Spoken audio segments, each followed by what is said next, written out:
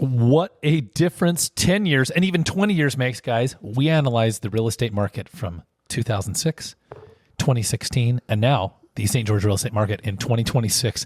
And you're not going to believe some of our findings. Yeah. This is the St. George Real Estate Morning Drive. And I mean, like 82 degrees.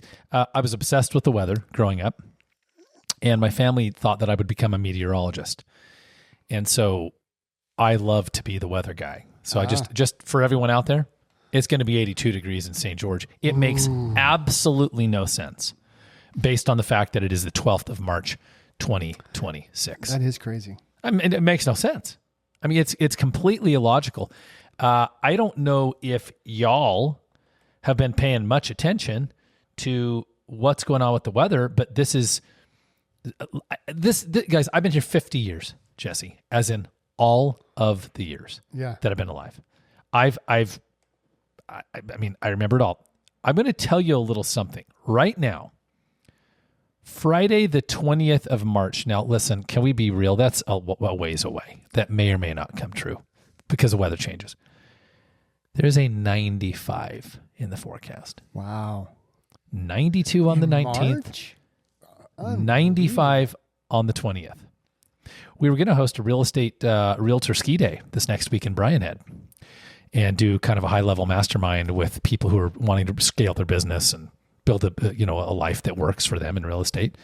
And Carson and I looked at the weather last week and said, it's going to be melting so fast, I just don't even think it's appropriate to go up there and mess with it. Mm-hmm. So anyway, let's see. We're in a war with Iran. It's going to be 100 degrees next week. You know, they talked about hell freezing over. I think it's the opposite. So there you go, guys. Jeremy Larkin, host of the St. George Real Estate Morning Drive. I've got Jesse Paul with me. He's my business partner. Good morning, everybody. Right-hand man. And we're going to talk to you a little bit about, I'm going to talk to you about two things today. And one is what I call tipping points, life tipping points, why people actually sell their home. Because so often as real estate agents, when we talk to sellers, they all talk about the money, but it was never, ever about the money. And we'll talk about that. We're going to have a double header today. It was about something called tipping points. Malcolm Gladwell has a book called Tipping Points. The tipping point. Anyway, I always forget. I've read the book. People move based on tipping points. We're going to talk about also the real estate market in 2026 versus 2026, 2016, and 2006. 2 decades of real estate data. Do you love that we have this data? I do. I sent this over to my main man, Jesse Paul. He's aware. He knows what's up, and we're going to go from there. So, Jesse, I want to start with the data piece because I think that's what people want, right? I think you have to give people what they want. How long have you been in the real estate business, Jesse? 13 years. Yeah. Good. So a very long time. Sold many hundreds of homes. He's been around here for the sale of over 1,000 homes. As an organization. Yeah, that's true. Yeah. As an organization, I want to just say this for context. We're pushing about 2,200 transactions. No, that's a lot of transactions, okay, in 21 years. It's about 100 a year, 100 per year. When you think about the fact that the average homeowner sells every 10 years, moves every 10 years, you would need to be on the planet for many centuries to have had this experience. And I only say this because that's the context for the data we'll share. Yeah. Right? It's kind of like, this isn't like, oh, well, we got our license last year and put up an Instagram account and said, hey, I'm your local realtor, which realtors do. Right. We have walked. I started in 2005. I sold my first home in August of 2005. Year 1, I sold 6 homes. Year 2, I helped 20 clients. Year 3, 29 clients. Year 4, 32 clients. Year 5, 33 clients. Year 6, 46 clients. And in year 7 was the breakout. We processed 161 transactions. At that point, understand something. When I started in 2005, Jesse, we were at the end of a boom. Yep. When I closed 161 deals in 2011, we were at the bottom, of the foreclosure meltdown. Yep. 2020, COVID. And so I just need to say what they said on the insurance commercials. We know a thing or two because we've seen a thing or two. Yeah, for sure. So let's get into this thing, Jesse. And I don't think people fully appreciate. There's a data point that we want to share with our listeners. And the first data point is there is not a 10-year period, Jesse. We say it every week. There's not a 10-year period in which what? The market has dropped or the values were lower. Yeah, at the end of the 10 years. Yeah. It's not been a 10-year period where home values are lower at the end of the 10-year period, right? From beginning to end. So I'm going to share something, guys. We're sharing our screen today. This is Jeremy Larkin, KW Realty, the Larkin Group. We're at the corner of Tabernacle and University. You've seen our building. It's got the big mural and the really cool neon signs. I want to tell you a little something about this. In 2006, 20 years ago, Jesse, the average listing price on the multiple listing service, the average active for sale price, and we're looking at this right here, was what? Average listing price in February of 2006 was $392,000. Mm-hmm. In 2016, that average listing price was $407. Now, here's what's interesting. There was only a smaller than $20,000 difference in that time period. Mm-hmm. And people go, wow, well, values didn't do very well. Well, let's understand something. In 2007 to 2011, home values fell so low. Yeah, My great regret is that I did not purchase 50 homes in 2011. So we dropped all the way, guys, off a cliff. Do you know how many people lost homes? Do you know I talked to a guy last night at a wedding reception? He's in the title business. He owns this gorgeous multi-million-dollar home in Bloomington. Yeah. I said, what are you up to? I mean, you still doing the title thing? Yeah, we own a restaurant in Provo. We're doing a couple of things. This guy's like doing well. Multi-million-dollar home. His home's next door to the wedding reception. Yeah. I said, tell me about where you're living. I live in this home next door, blah, blah, blah. You know, I lost my home when everyone else did in the 2010 or 11. Yeah. That's how bad it was. Yep. I lost my home when everyone else did. Well, not everyone else did, but you get what I'm saying. So we went all the way from $392 as an average asking price, okay, to back all the way to the trough and all the way back to $407. Now, Jesse, here's something I want to point out. The average sales price, okay, and this gets really kind of fun. So as I was looking at this data, it actually so this is the only year that I've ever looked at that our statement is untrue. Yeah. Yeah. Because if you look at the sales price of those 2 years, in 2006, the average sold price was $309. Yep.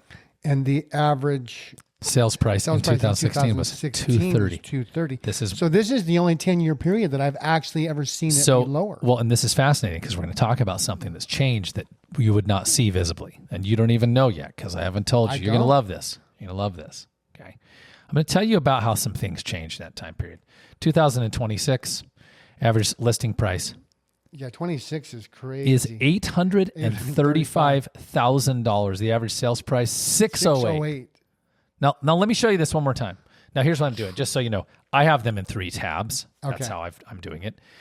In 2006, the average sales price in Washington County was $309,000. Here's what I'm going to point out. We were at the end of a boom. Yeah. The average sales price today is $608,000. It has doubled in 20 years, but here's what people fail to understand. And you wouldn't understand this because you're not studying homes and prices. And that's with a full crash in the middle of it. There was a full crash in the middle of this scenario. Let me point out something really interesting. In 2006, 0 homes sold over 5 million. 0 homes sold over 4 million. 0 homes sold over 3 million. One single home sold between $2 and $3 million. Yep. That was 2006. You guys ready for this? In 2016, 0 homes sold over 5, 0 homes sold over 3, 0 homes sold over 2. Quite honestly, we're showing about that month, one home sold over 2 million. In 2026, in the month of February, 4 homes sold in the $3 to $5 million range. Yep. 4 homes sold in the $2 to $3 million range. 29 homes sold in the $1 to $2 million range. Here's what's look with this. This is very interesting. Correct. Under contract right now, you've 50.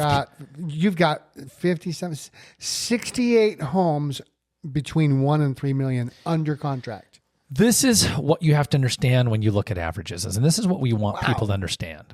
They go, hey, what's the average price per square foot? And, Jesse knows my answer. I say, well, that's kind of like asking me how much do cars cost? Yeah. See, when you get data, and you're a consumer, and if you're a realtor, I'm going to give you a little bit of training. So if you're a realtor and you go to meet with a seller, and every single seller says that they want the most what, Jesse? I want the most money. Yeah, every seller says that. Okay, we're going to get into tipping points. And realtors listen, and they believe that because the seller does want the most money, but usually the realtor kind of misses the memo about what's actually important, but that's a separate story. There's a question that I want you to ask every seller that's going to set up you actually helping them. And it's this: Jesse, can you tell me what you know and understand about the current real estate market? And the reason that agents need to ask sellers this question, guys, do you know what sellers are busy doing? Being moms, being dads, being school teachers, being dentists, being doctors, being attorneys, working at the local Jiffy Lube, working at Costco. They're not studying the real estate market. Okay? When you go to your financial planner and you feel like a big idiot? Oh, yeah. Well, your financial planner knows you don't study this. Yep. When you go to the mechanic, and all men know this, they're like, "Yeah, it's the flux capacitor. It's the reticular activating capacitating." And men are always like, "Yeah, I thought that would go out soon." You actually don't know anything that they're talking about. The guy at Big O, that's funny. the guy at Jiffy Lube, the guy at Bob's Mechanics, they literally work on cars from the time they go to work to the time they go home. Consumers do not have nearly as much information as they want us to believe they do about the real estate market. And why would you? And why would you? I think that because of the technology and AI and we've become a society of, well, I know better. Yeah. I'll just ask Google, or I'll just ask ChatGPT. Yeah. And that's great if you're asking the right questions. Correct. And you actually know how to decipher what you're looking at. And let's just take real estate, for instance, what you're looking at and how you put it together with the actual behavior of the market. Correct. That's a dynamic that you just can't know if you're not there. You can't. So let me add something to this. In 2005, let me tell you how many listings were for sale above $2 million. 4. Above 3 million, 1, and above 5 million, 1. There was 1 listing. In 2016, guess how many listings were actively for sale above $2 million? Well, there are 13 now. There were 6 above 3 million, and there was 1 above 5 million. Well, let's talk about dear old 2026. There's so many. 58 homes above 2, 44 above 3, and 20. There are 24 active listings right now. Above $5 million. Above $5 million. Wow. So when we look at averages, we have to understand that outliers throw off averages. Yeah. They just do, right? So I want to bring this home. Even so, look at our median, because that's going to be your more accurate. Yes. That's actually doubled. Describe median for our listeners, Jesse. A median would be what's right in the middle. So let's say you have and it's going to be what's that listing. Yeah, if you have 200 listings, it's going to be number 100. Correct. It's right in the middle. It's right in the middle of those listings, where your average is going to, you take all of the volume, add it all up, and you divide it by the number. right? And that's where your higher and lower sales Correct. prices really can throw it off. Yeah. It's called their outliers, right? Correct. Well, and now we're going to point The this out. median get rid of the outliers. Yeah. So right now the average list price is $835,000, but the median's only $598,000. How could there be a $300,000 gap? Well, Because they're outliers. Because you have so some many, $10 million homes. Yeah, you have so many higher priced homes that they're going to throw it. It's throwing it off. And this is why I want you as a consumer, if you're listening, please do not take the averages that you see out there and hear about in the news as at face value, because that's not accurate. The median's $598. That's more like it for an average asking price right now, not $835. $835 is created because, Rob Wyman built a $12 million parade home, and on and on and on. Yeah. And that throws the average off. So For sure. So let's bring this home today. All right. People buy and sell real estate for the reasons they buy and sell. And we've pointed out something. In the last 20 years, home values have doubled in Washington County. And you needed to live somewhere. So wouldn't that be sweet if you had owned a home? I'm so grateful that I've owned a home the whole time, right? But you had to live somewhere. So you either paid rent or you paid the mortgage company. Mm-hmm. Now, the interesting thing about real estate is you do have to pay interest on your loan. So it's kind of like, when you buy a $300,000 home, if you kept that home for 30 years, you didn't pay $300,000. You probably paid, you probably spent $1 million because you paid interest. But here's what I would say. There are tax benefits and there's something called appreciation. In the last 20 years, the average homeowner who owned a $100,000 home is now worth $200,000. It was $200,000 worth 4, the 4 is worth 8, and the 8's 1/6. And we could get into specifics about neighborhoods, which is probably another show. Homeownership has kind of been the way to go, unless you just don't, either you can't finance a home, your credit's bad, or you're going to be transient. You don't know where you're going to be and you need a place to crash for a while, right? Then you rent a home and that's fine. Now I want to talk about tipping points, because we're going to bring in more than just data today. We're going to talk about the emotional piece. Jesse and I told a story last week on the show. That we both wrote a check. We both wrote a large check to sell our cars. Isn't that funny? The two guys on a real estate radio. It's like our listeners are going, you guys don't understand much about money. Yeah, I'm aware that we went negative. We wrote a check to sell vehicles, and it set up the message that went out to our database this morning. Okay. Which is this. A lot of people think they're making buying and selling decisions based on finances. And realtors always think that buyers and sellers are doing that. But the reality is people make buying and selling decisions, moving decisions, based on what are called tipping points. Yeah, life decisions. Life Do decisions. I need to move? So I call it a tipping point. And it was interesting. The tipping point for you and I was different.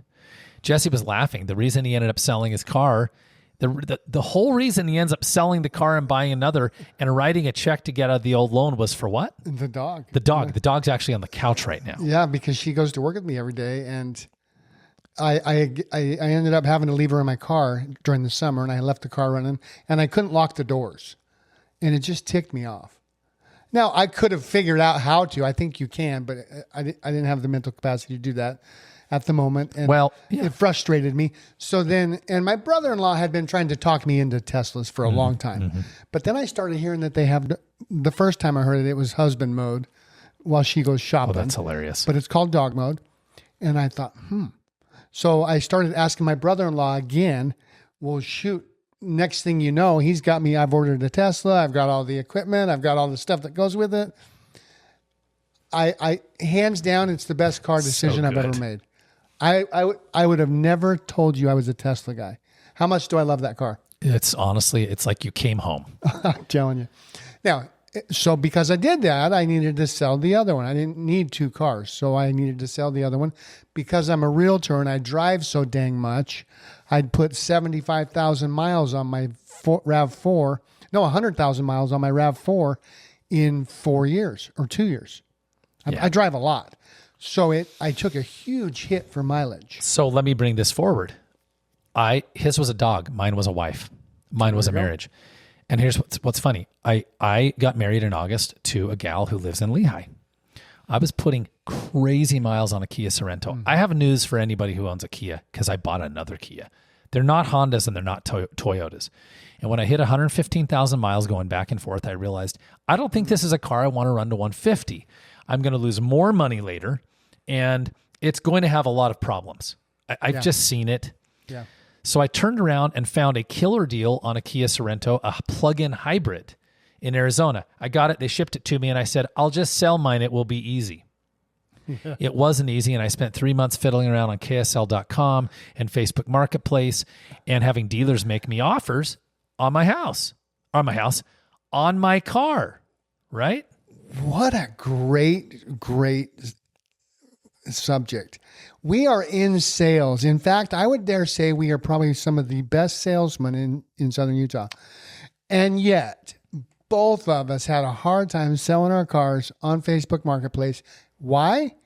Because the market's the market, dude. Well, not only that, but that is not our wheelhouse. Cars are not. Give me a house. Yeah. I can read the data. I can read the signs. Give me a car to sell. I'm not in the Jesse, trenches every day. I'm going to tell you one more thing. Let me tell you something. So do you think if you were in the trenches, your car would have suddenly been worth more than the market value? No, but it wouldn't have. The buyer doesn't care about your wedding for your house. They don't care about the death. I mean, they care because they're compassionate. They don't care about the divorce. They don't care about what you paid. They don't care about what you need. When you sell a home, the value is the value. And let me wrap this up because we're going to get short on time. Yeah. When I realized, like you did, that it was costing me time and mental bandwidth from running my business and being present to my friends and loved ones, I wrote a check to Kia. They took the car back as is, no repairs, right? I was literally about to make a couple of small minor things, and they said, we have our own, obviously, repair shop. Yeah. We're the dealership. And I moved on. So at some point, guys, we have to cut our losses. And sometimes when you're selling a home, sometimes you'll cut your financial losses. And we have those people. I had a client last year who lost a few $100,000. She had breast cancer. Yeah. She had gone through a second round of breast cancer. It was a vacation rental. Stuff had gone haywire with the HOA. They needed out. Okay. Yep. Sometimes you'll cut your financial losses. Sometimes you'll cut other losses. Tipping points. In the last week, Jesse, I had someone call me because their divorce is final and they're separating assets. I had someone call me because their rental portfolio that they bought in the 1980s was dilapidated and dated and they wanted to get something new. I had someone call me because their daughter used to live in a condo/townhome when she was at Utah Tech and she graduated and they don't want to deal with it. I had somebody else call me because they bought a home in Enterprise 2 years ago and now their neighbor's home is for sale and that's the one they really want. These are called tipping points. Yep. Thank you for letting me just dominate this. I guess it is my show. Yeah, it's no big deal. So what's your tipping point for you out there listening? Is it this year? Is it next year? Or is it 10 years? If you want to reach us, Jesse, how do they reach us? And we can talk tipping points. Just Google the Larkin Group, or you can go over to gostgeorge.com. That's GOST George.com. Yeah. Yeah. Guys, it's a lot of fun doing what we do. And I'm going to tell you what is the most fun is when we can be really honest with people about what is required to make the move, right?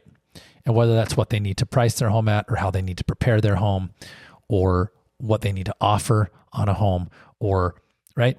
Or even listen, and many times, guess what? I don't think it's time for you because it doesn't look like you can make it work.